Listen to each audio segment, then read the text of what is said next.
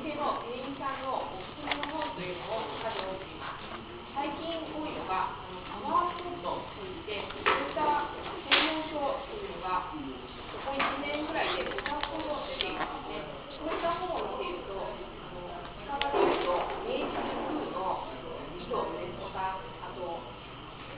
遠くでいうとドラゴンご飯などに行くとパワーをもらえる、そういった本がよく書いてあるんですけれども、私はそういったところに、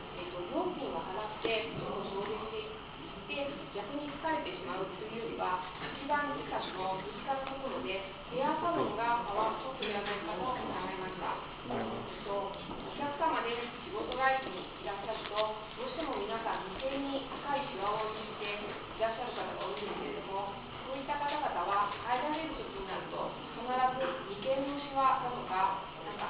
顔が笑顔で帰られる方が多くいると思うんですね。なのでサロンに来てリラックスをしていただいて帰るということで、癒しのサロンというかパワーをここで充電していただける場所であると考えています。なので私自身も皆様に癒すというかリラックスを多く感じていただけるように、少しでも逆に疲れさせないということをモットーとしていて、お客様がいらっしゃってもそんなに多くを語らないで仕事をしています。それが私の